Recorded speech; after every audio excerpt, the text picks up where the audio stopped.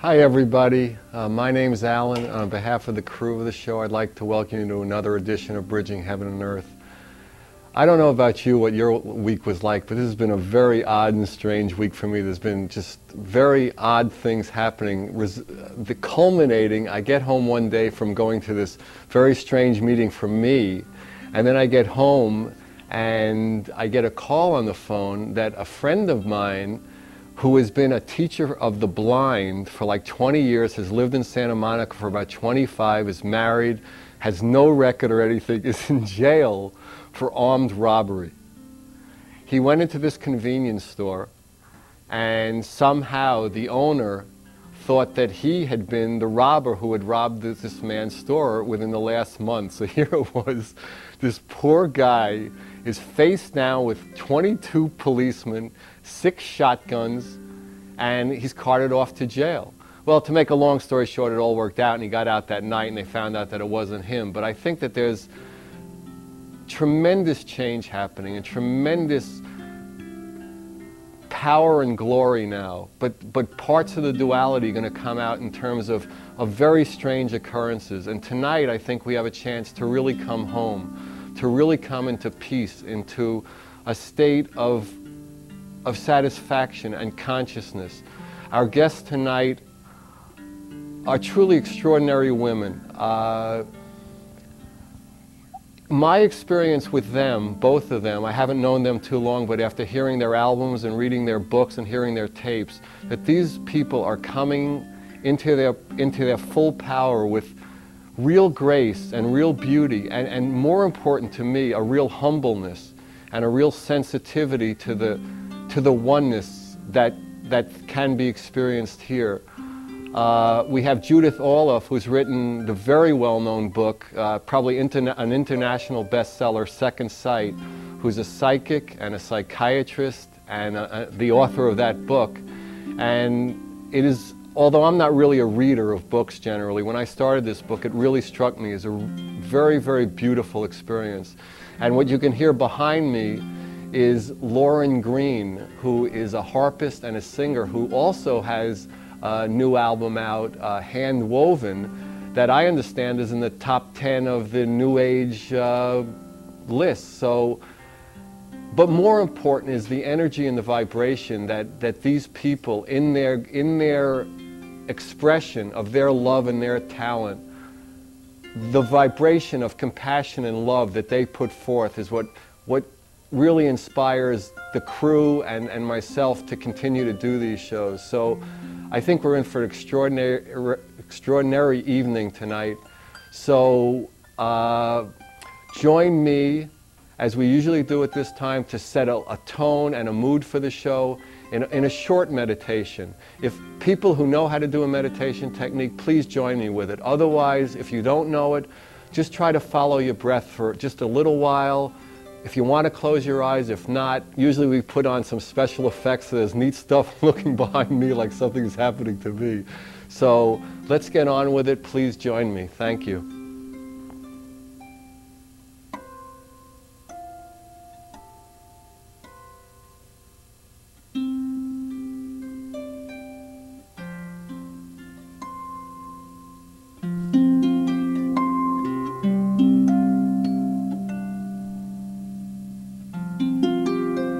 Thank you. So Lorin is going to play some excerpts from her new album, her new CD, Hand Woven. Whenever you're ready, Lorin.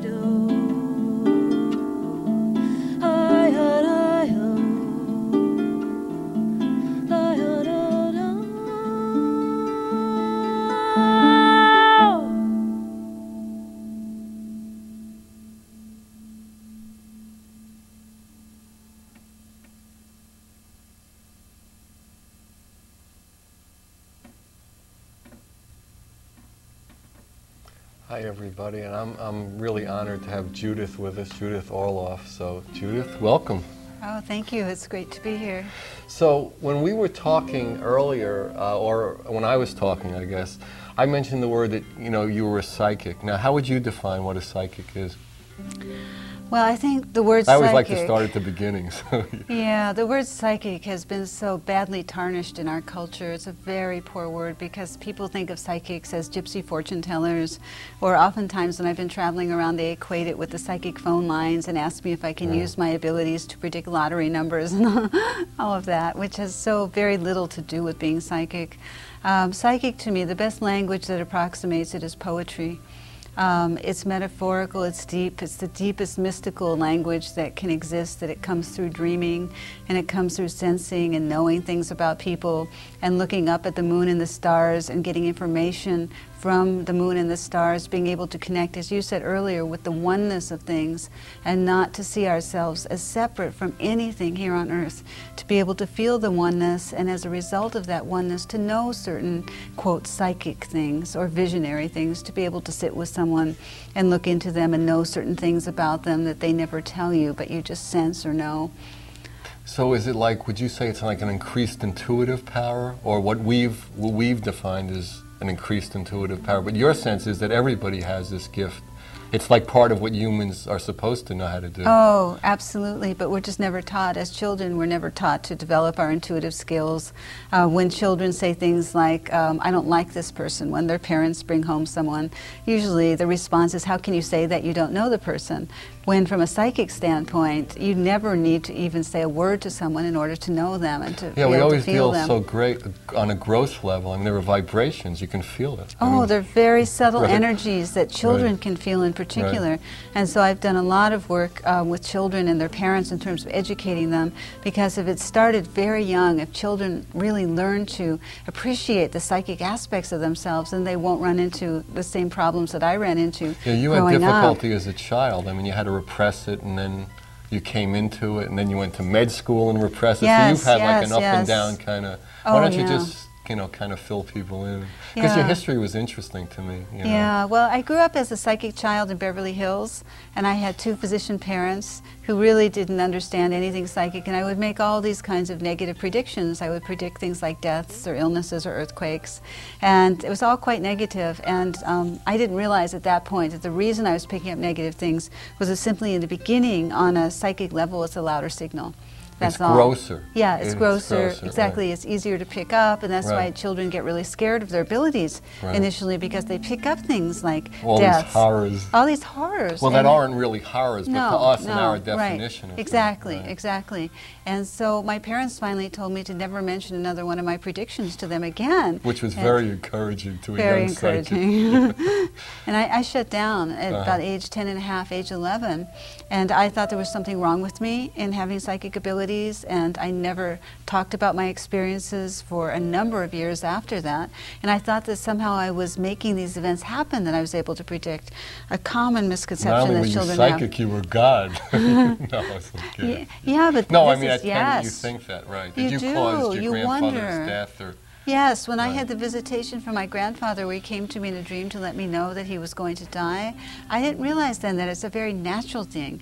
And so many people have told me that same experience around the country, that they've known when their loved ones are about to pass on. But I didn't have anyone who said, oh yes, this happened to me too, and it's a beautiful thing. I thought somehow I had caused his death, or somehow, some way, I didn't know how. So even like guilt came into this whole psychic, so I mean, not only when you're fighting the external forces that it couldn't exist, but internally because of the negative experience, it was like guilt that you caused it. Right. So that was a real encouraging experience. It was very difficult growing up as a psychic child and not having that kind of support.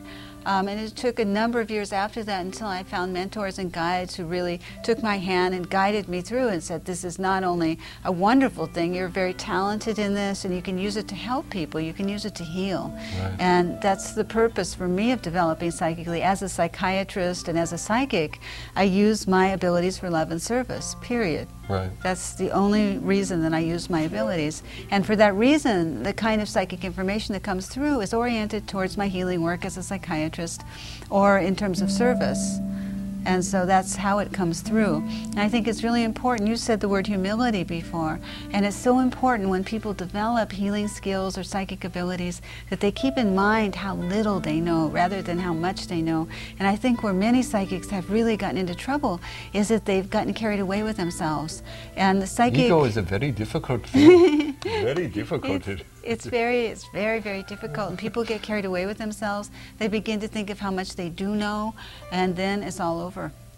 Then right. you know, it's interesting because in my experience it's completely the opposite. The more you experience them, you know, it's like further up and further in. I mean, it's like the more you get in, it's like, well, you know, it's just you're smaller and smaller. I mean, ultimately we want to disappear into that.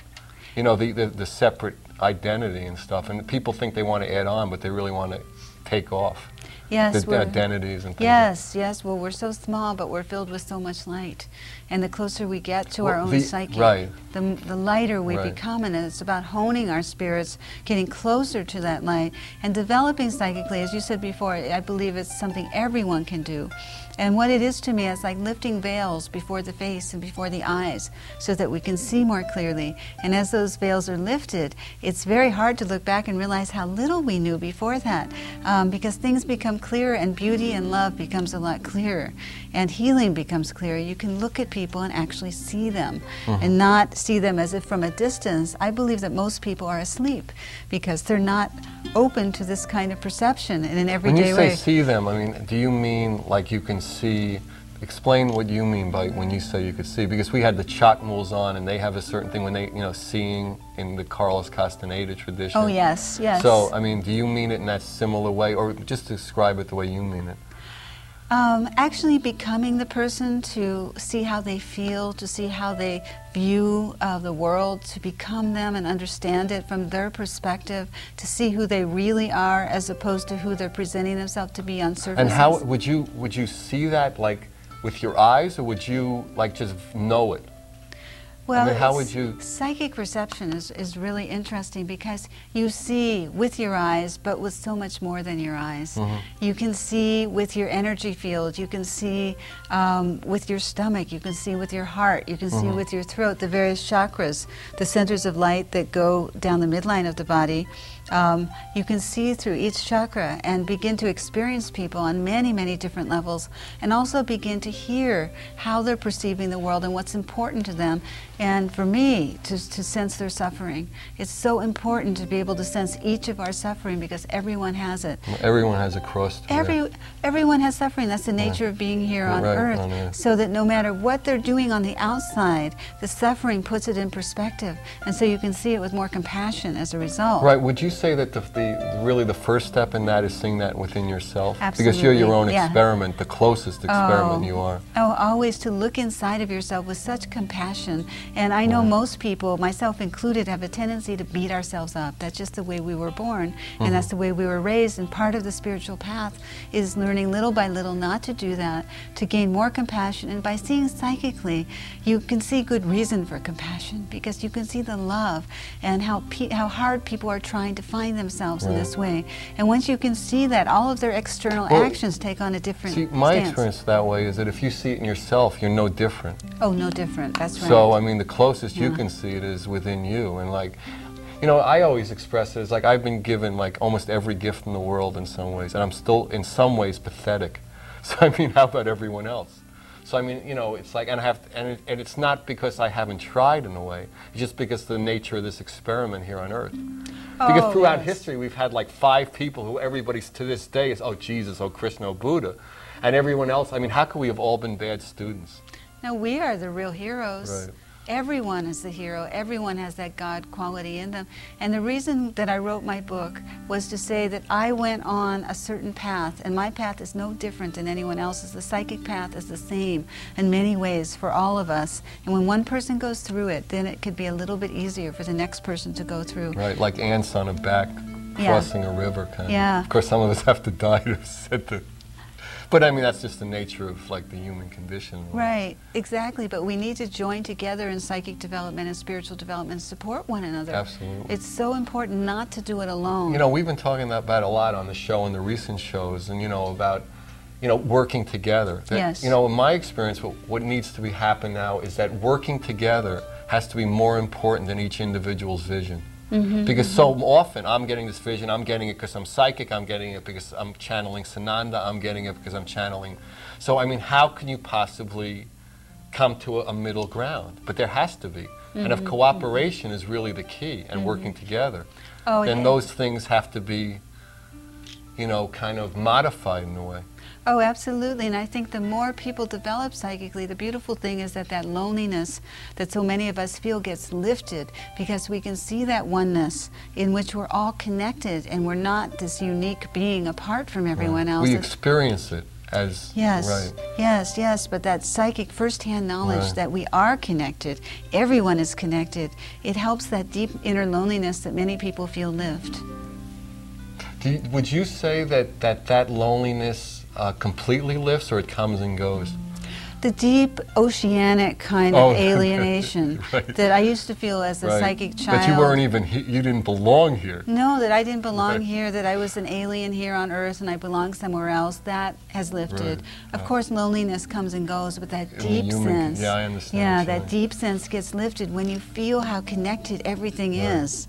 Yeah, that's what's really important for us to have that experience. Yes. So I think now, I mean, I guess you've been hearing Lorin playing behind us, but she's going to play a second song now, Lonely Willow. Here's Lorin.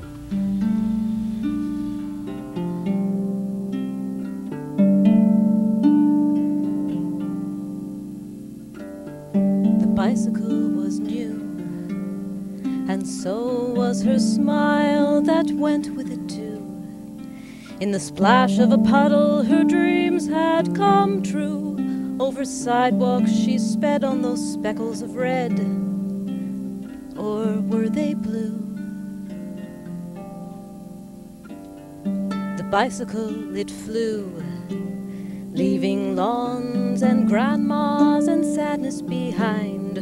What a moment to love, what a day to be living. But when she returned to the hands of the giving, they were gone. Lonely willow weeps with pain and shame.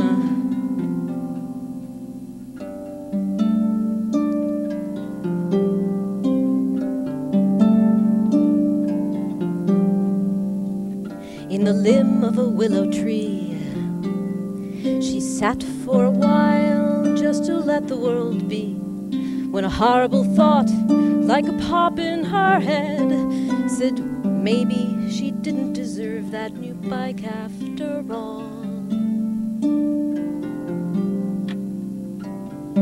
Confessions to a tree she'd hid in the barn, eating berries and seed.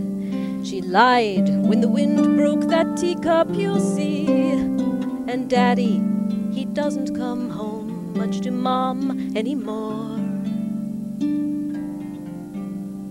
Lonely willow weeps with pain and shame.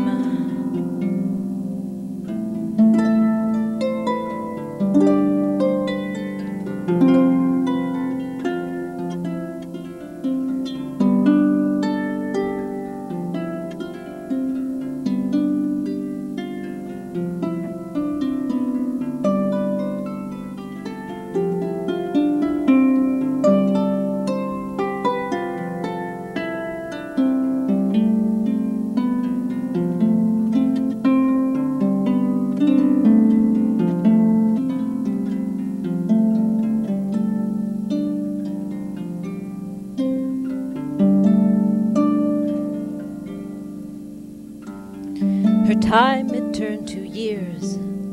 The tree stretched its fingers to heavens above, through volumes of wonder with words left unsaid. She can't answer questions that swim in her head about love. Her marriage, it was new, and so was her smile that went with it too. The sadness she carried was dropped for a while, but under the surface you know that it's true. She is blue. She's still blue. Lonely willow. Let those words free.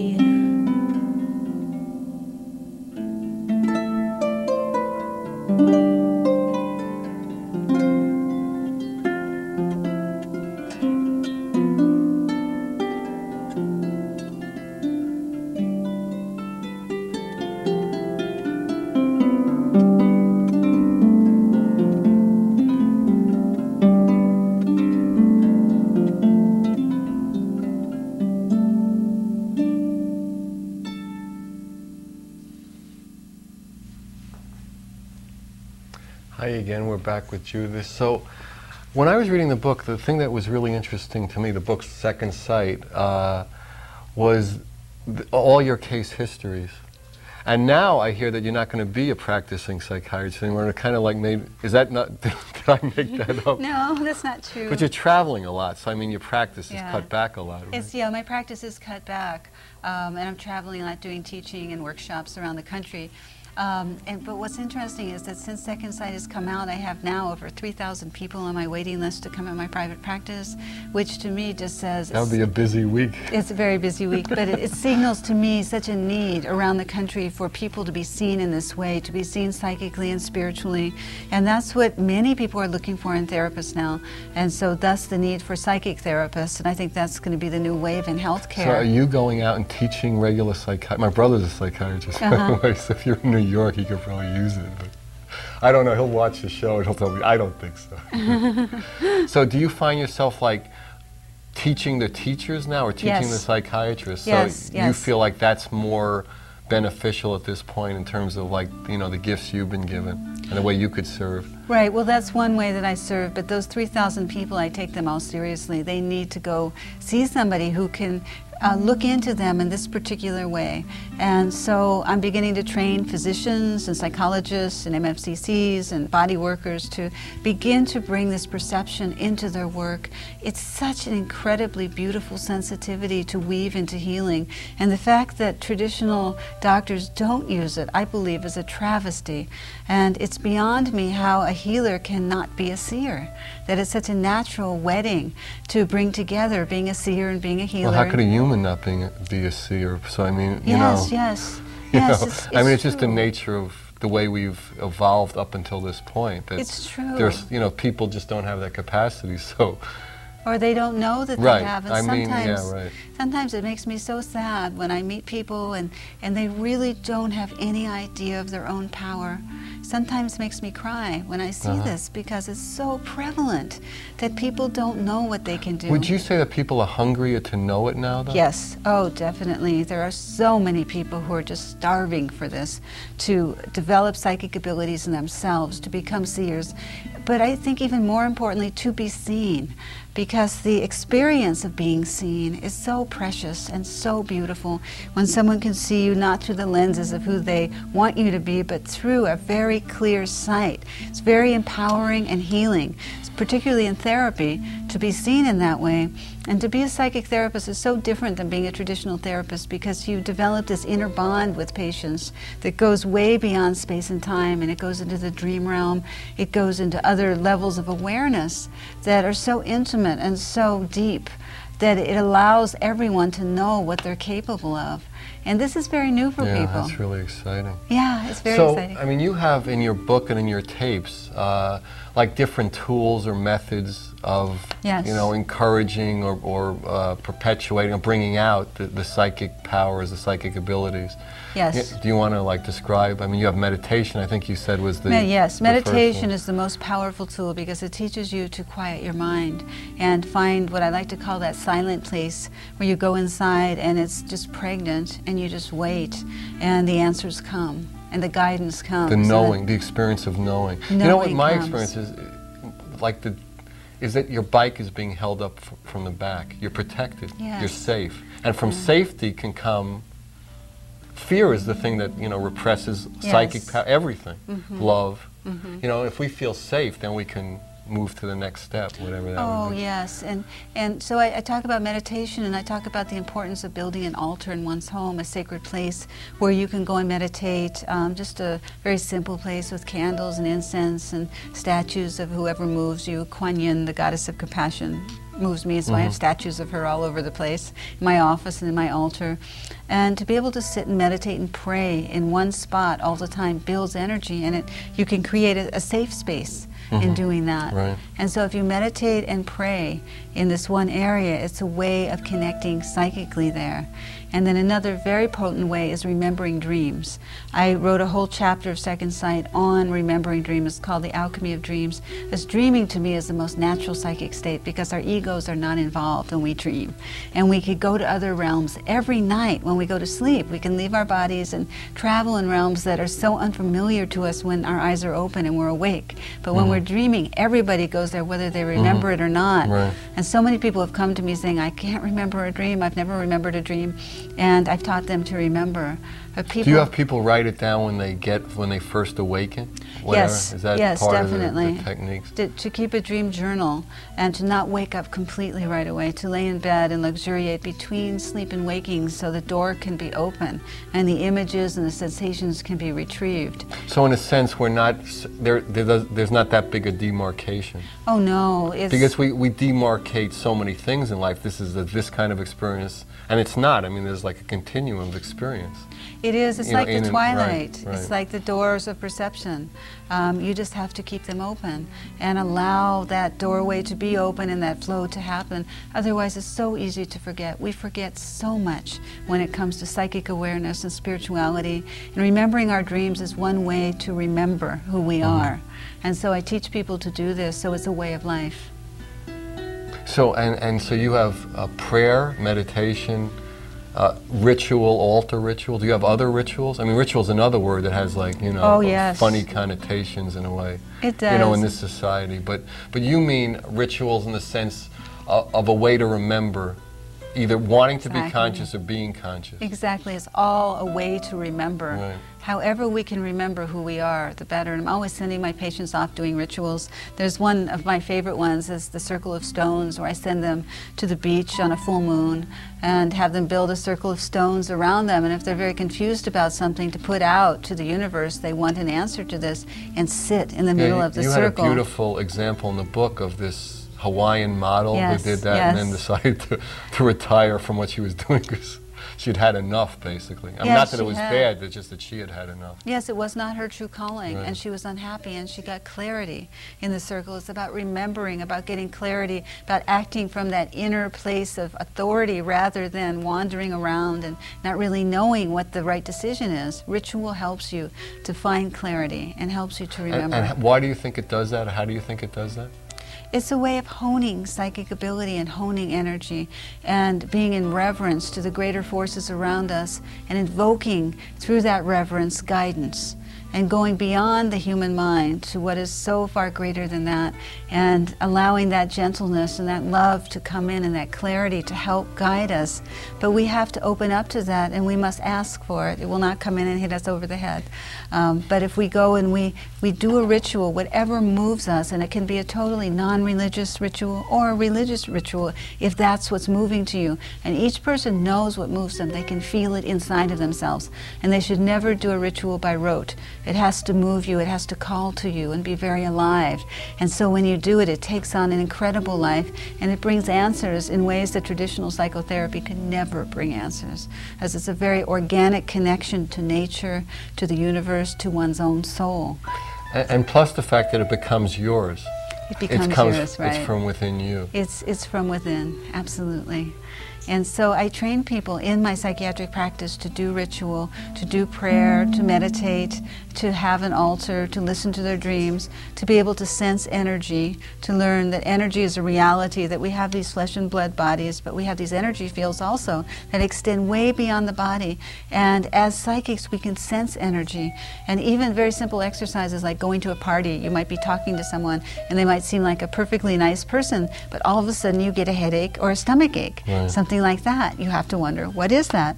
And begin to trust your energetic perceptions of what's going on. And to have friends and supporters in your life around you whose energy you feel resonant with. Actually, in my experience, what has, if somebody asked me what two things I thought would be most important in the spiritual path, I thought learning how to, meditate, not just sit, but actually have the experience of meditation, and what I would call holy company. Being around people who are, inspiring and encouraging and compassionate and understand the nature of the spiritual path. Oh, so when you fall, and who doesn't fall, anybody who thinks they can't fall, I always say back up from them because they're liable to explode at almost any moment. Yes, well, to have that kind of support, particularly on the psychic path, because there's so many people who put it down or have misconceptions about it or raise their eyebrows or make disparaging comments, that's enough to really discourage people in the beginning from going forward. Because I wrote an article for McCall's magazine this year, and I received so many letters from people, and they were all telling me about their psychic experiences, and most of them had never told their husband, their mother. Right, for fear of being called crazy. Right. And they just couldn't speak out about it, so they kept it a secret. And I'm convinced that psychic experiences are the most well-kept secret in this country. That people are having them all the time, but they don't talk to anyone. Right. And they don't know what to call them. They don't know what to make of it. That's true. They don't. They're not supported enough to. That's true. And they don't talk to their therapists about it either. Right. Because they're afraid that their therapists will think they're crazy. And so they're in therapy talking about the most give them intimate. More pills. Yeah, more pills, but the most intimate aspects of their lives, but they won't talk about their psychic inner lives. Yeah, it's interesting because to me the saddest part, they won't even talk to their mate, their closest. No, they won't. Therapists are almost like, in the way I would look at it, one step removed. But those people we're sleeping in bed with, and till death do us part. We're not even telling them. Right, it's true. And that's like the hello. It's true, and so much shame is involved in having psychic experiences. That one great healing that has come for me from writing Second Sight and coming out as a psychiatrist and a clairvoyant is that all my fear of what people would think of me has been totally lifted, and I've received such... All of it? No, not all of it, but a great deal. You got a little carried away. No, I did. Not all of it, but a great deal of it. Much. No, I understand. Because I don't care that much, but every once in a while it kind of. And if I'm around my parents, within 2 minutes, I'm like sucking my thumb in a corner. It's like, how did this happen? Yeah, but it's so important. I know that therapists and healers out there are afraid of coming out because of peer review and so forth, but I only encourage them all, everyone who's listening, to be able to have the courage to come out. Because for me, I have mainly got positive affirmation from my work. And has there been any negative experience, like with hospitals or something, like we're not putting this kook on our staff or something like that, or that really hasn't? I mean, but you have good credentials and good, you know, history, so it really, you know, well, you talked about in that book is that, I mean, that's why you wanted to go and get all the degrees. Yes, absolutely. I mean, to give yourself some credibility. I mean, to me, always credibility is stupid. Either you have the gift or you don't. Either you can do it or you can't. But in this world, I mean, the only reason you're given, your book means anything is you can put MD after it. It's true. It's true. You know what I mean? So you put those two together, and that was the guidance you were given. Well, that's what, even though it was hard for you. Yes, it's very, very hard. But early on, I had a dream that told me I was to get an MD to become a psychiatrist in order to have those credentials to help to legitimize the psychic world. And the credentials of MD have been so useful to me. I've gotten in doors that I could never have gotten through. I told you earlier, I'm a lawyer, so I mean, you know, it's like, you know, we're like a perfect Jewish sister and brother, you know, one doctor and one lawyer. Actually, my brother is, I told you, a psychiatrist too. So, so I mean, where do you see yourself? You see yourself, in a sense, moving towards, like, expanding the awareness in a medical way, or just in a human way, or in a sense both? Are you going to be both? Both. Both, but very much in a medical way too, because healthcare must be transformed. It is just, you know, really sad what has happened to healthcare, in that many physicians don't even talk to their patients anymore, and it's a big revelation. You mean they're supposed to? Yeah, it's a big revelation if you talk to someone that it will do some good.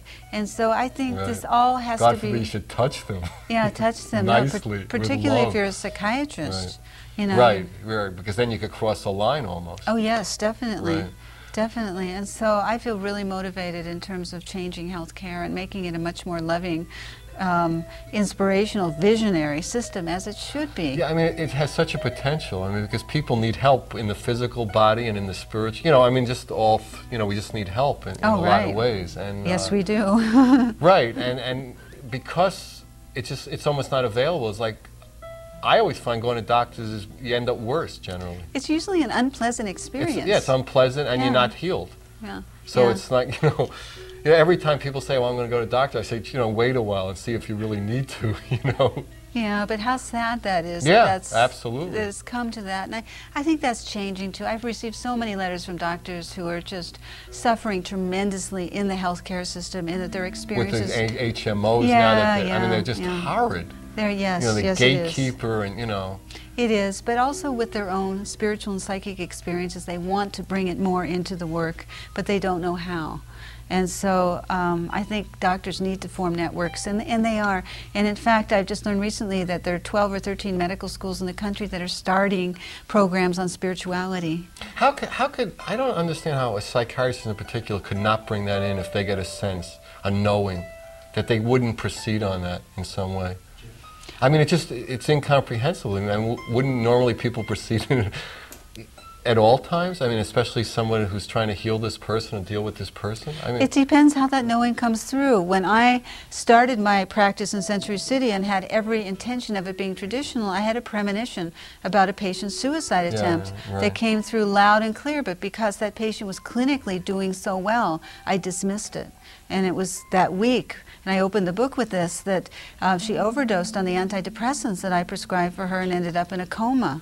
And so that was an example of why I didn't listen. That was really like a wake-up call for you. That was, yeah, a huge wake-up call, but I didn't listen. It was absolutely clear, the premonition, but because clinically there was no evidence to support it, I dismissed it. So you're saying you just people don't give enough weight? Yes. So it's like so far down there on the scale, you got to wait for it to actually happen because you can't trust it. It won't be given equal weight. That's it. The trust is key. Trust in it. Yes, physicians are never taught to trust these kinds of things. It's okay for them to have a hunch about something or a gut feeling, but when you have actual information that comes through that could be quite contrary to clinical evaluation, we're not taught to even look at that. It's you know, it's like for some reason from where I'm coming from, I don't know. I mean, actually, I was in New York recently. I felt like Zirkle or some country bumpkin. I grew up there. I mean, but something of, you know, not to trust your instinct seems almost incomprehensible. I think doctors are taught to trust their intuition in general, but where I'm taking it is much more specific, much more specific, and directly connected to spirituality and one's own spiritual relationship to life. and also to death, because I think fear of death permeates all of healthcare. Right. And from a psychic standpoint, it's quite clear that the spirit doesn't die, Right. that the body is gone, but the spirit lives on. And if doctors could believe this and know this, they could work with terminally ill patients and A whole help them different way. cross over Over, without right. that fear. So I know when I'm passing Well, it's the fear over, of the unknown. it's the fear of the unknown. They have no psychic foreknowledge of what's to occur when they die. And so when I pass over, I don't want someone who's afraid of death looking at me. I Right. don't want them with You me. don't want them surrounding Nope, you in I the do room. not. Yeah, I understand. All right, well, I think it's time for Lorin to play another song and sing for us, The Gray Cat's Night Prowl. So whenever you're ready, Lorin. It's a dark, dark evening. The cobblestone street is just barely lit by a small moon shining through some rain clouds. From underneath a carriage steps a gray cat, beginning a mysterious night.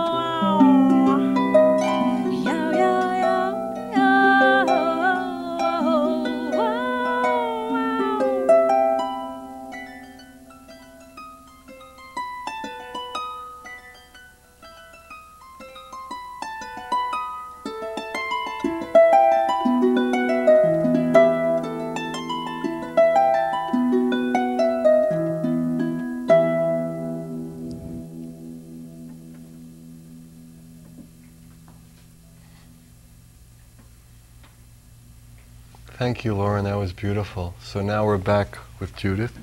Now, my experience, and from what I got from the book, is that the end result for you is like experiences of love and Yes. compassion as you walk through this experience here on Earth. So how would you describe that happening for you?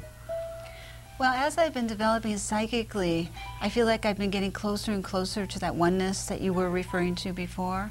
And the nature of that oneness is love. The more you can feel it, the closer you get to it. You can begin to see it in everything. You see it in people's eyes, you see it in the ocean waves, you see it in the sunlight, you see it in animals, you see it in the sand, it's in the moon and the stars, it's everywhere. It permeates, it resonates. And you get more of an awareness of that love, and you can live it more as a reality, not just as it means falling in love or being in love with a human being, but it goes way beyond that in terms of unconditional love, to be able to feel that for all things, no matter what you're going through. And it's true, when you're going through a crisis, it's hard to keep that going sometimes, but that's the spiritual challenge. And through meditating and through doing ritual and through altars and through dream work, that helps to substantiate that feeling of love, so that when we go through the harder challenges of life, we can have it there. We're closer to the center. Yeah, we're closer to the center. The swings don't get so wide that we're way out there. Exactly, and we can draw on it. We can have grounding, as opposed to not cultivating psychically or spiritually, and then we're thrown into a crisis and we don't know what to do. Yeah, this person who was a very fine teacher used to say, you don't want to practice meditation for the first time when the plane's going down. You know, it's like, it's a little late for that, you know. So I mean, that's why, like with your patients or your clients or whatever you call people, you know, I always get that. Your way of doing it is like to build this up as a consistent, that's what their life is about, in essence. So it's a psychic lifestyle. Right, it's not just about taking a workshop or being in therapy for a few months. It's not about that. It's about a way of being in life, of being open and finding that psychic voice inside. Not putting God in your life, but putting your life in God. Yeah, but learning how to tune into that psychic voice so you can look to it like it's your very best friend, and you can get accurate information no matter where you are in life, whether you're all alone somewhere or whether you have friends around you. It doesn't matter. You can go inside. And this is hard for people. It is so hard for people to realize how powerful they are. And I realize that's a human thing, where it's very hard for humans to realize their spiritual power. So part of my work with patients is to help them to find this, with all of their resisting. And the problem with being a psychic therapist is that people tend to elevate you and put you above them, and so part of my work as you become almost like a demi-guru. Well, no, I don't allow that, but there's a tendency for a human being to put you on that. There is, because people can't own that they have this power in themselves. So it's constantly my job to reflect that power back to people. To be a mirror. Over and over, and it's hard work, really, because people will do anything to resist it. And I know personally that how much work I've had to do to come into a certain degree of acknowledgement of who I am. It's very hard. Well, you had to have a lot of experience of it. I mean, as an idea, it just, unless you experience it, you know, it's like eating an orange. I mean, you know, people could describe what an orange, but until you experience your own power, your own glory, enough times that you're rubbed up against it enough that you know you're the magnet.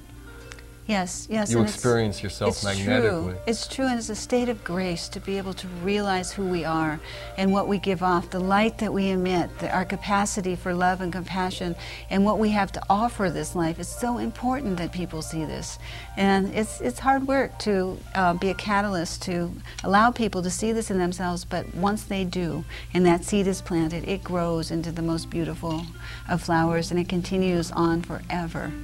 But I see my job as a seed planter, and then the seeds will be able to blossom. But we all need tremendous support in finding our own power and developing psychically and developing spiritually, and to be reaffirmed time and again that what we experience is absolutely real. It's not a figment of our imagination. It's not some weird permutation of who we are. Is absolutely real. Our mystical experiences go far deeper than our minds ever do. We're just not accustomed. It's bigger. It's bigger, and we're not accustomed to validating. And so we need to have others validate these experiences and say, yes, this has happened to me too, and yes, this is an incredible thing you just went through, instead of denouncing it, diminishing it, taking it away, explaining it away, all these things that happen in our culture. Definitely, we need to have that circle of support. I mean, imagine if you went to a physician who can really support you in this, in your psychic and spiritual growth. And it wasn't always a fight and a push-pull, technology versus spirit, that it could all be one. And I think, you know, one of my main missions in writing Second Sight was to be a bridge between traditional psychiatry and the psychic realm, and to say I can be in both places and bring them together. And it's a natural part of our being to bring together all of who we are, the these demarcations always seem so silly to me. You know, it's like countries. It's like we go to a border, it's like this other country. You know, it's true. I mean, it's, you know, all these, I mean, I think that was really one of the seminal things that happened at this time, is when we went, humans at this time went off into space, and all these astronauts saw these little balls. And I can't believe all this fighting that goes on, and all this separating. It's so small and so beautiful and so blue. Yeah, and so blue. You know, and just such a beautiful thing. And then here we are saying, no, I'm a psychic, no, I'm a psychiatrist, no, I'm a male, no, I'm a female, no, you know, all the ways that we find a way to separate. Yes, well, this is the nature of being a human being, is the separation, the duality, the splitting off, the duality, and part of spiritual growth is the oneness, is bringing all of these things together in ourselves, the light and the dark and everything of who we are, to bring forth our power, our full power. And then when we have awareness of this, we can have a chance of making some changes on the globe that can be positive. Well, I always, the experience is, I mean, if we really felt like the oceans or the trees were, you know, we wouldn't treat it the same way another person, whether they have different eyes or different color. I mean, if we felt like they were really our brothers and sisters, if we experienced that oneness, and just everything would be treated differently. It's true, and that's a psychic truth, to feel that oneness. I mean, there's some nights when I look up at the moon and the stars, and I ask them for my psychic guidance, and it comes back because I resonate with them as one, and as a result of the oneness, the information comes through. And for any of us to think that you can't get information from the moon or the stars or the oceans or from anything non-human, I think is very naive, and it's not psychically informed at all. Well, it's like, it's in a sense, the way humans look at it, it's unreasonable. But what about this whole experiment is reasonable? So, you know, it's like we're hurtling through space on this ball and going through this thing with, you know, all the things we do and all the drama we put into it. Yeah. Well, but I mean, how is that reasonable? What about it is reasonable? Well, I don't know, and it's certainly not fun. But I mean, the whole thing is unreasonable, so why do we pick a part of it out and say, well, you know, this particular part, we can make this reasonable? It's only because it gives us boundaries. Yes. Against the infinite. Yes, definitely. Because we're afraid of the infinite. Afraid, yes, afraid of not being taken care of if we let go. Well, it's just like, you know, why you put like boundaries on a beach for a kid, because the beach is too big. Right. For the, you know, until we experience more and more and more. And until we experience how large we are. Right. Well, see, to me, the only way we can truly experience it is internally. It's internal, yes. So, I mean, you know, that's where all, you know, all the darkness, all the light, everything is in us. If we think that any of those things that are going on with, you know, Kunanan, or, I mean, we might not do those things, but if the seed of that isn't in there. Yes, I agree with that. You know, I mean, we should understand who he is in a sense. As you know, he is a part of us. Right.